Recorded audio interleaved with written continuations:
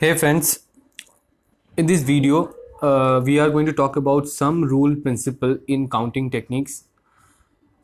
So क्या होता है कि let some event A can occur in n1 ways and the event B can occur in n2 ways. And A and B cannot occur simultaneously, then A or B can occur in n1 plus n2 ways.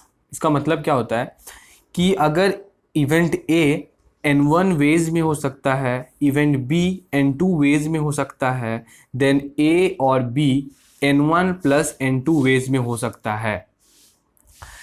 पर एक condition है कि A and B can not occur simultaneously, मतलब they can not occur at the same time. एक साथ वो लोग नहीं हो सकता है एक साथ लोग का। सो ये और हमें क्लियर होगा हम एग्जाम्पल जब समझेंगे। So let's take an example. Suppose there are 8 characters each of English letters and 5 special symbols. तो पकड़ लेते हैं कि 8 कैरेक्टर्स है इंग्लिश लेटर का और कोई 5 स्पेशल सिम्बॉल्स हैं।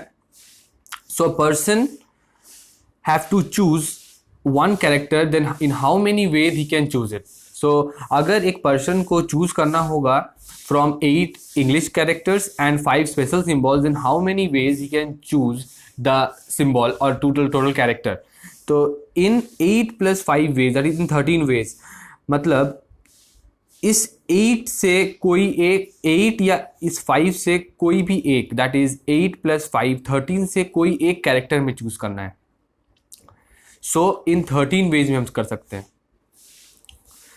नेक्स्ट, इस एग्जाम्पल से हमें पूरा सम रूल प्रिंसिपल क्लियर हो जाएगा। क्या बोला है कि ए एक सेट है, मान लेते हैं वो सेट है choosing a prime number less than 10, और बी एक सेट है choosing an even number less than 10।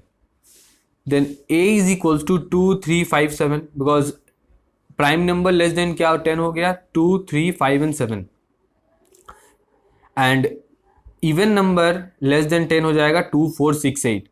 सो यहाँ एक चीज़ हमें जो ध्यान देना है, जो वहाँ पे हम बोले थे कि A and B can not occur simultaneously, but यहाँ क्या हो रहा है, A एंड B दोनों में 2 आ रहा है। अगर आप ध्यान से यहाँ पर देख पा रहे हैं कि A एंड B दोनों में यहाँ पर 2 आ रहा है, तो सो A एंड B को अगर हम इंटरसेक्ट करते हैं तो 2 आ रहा है। That is one element is occurring simultaneously, that is one element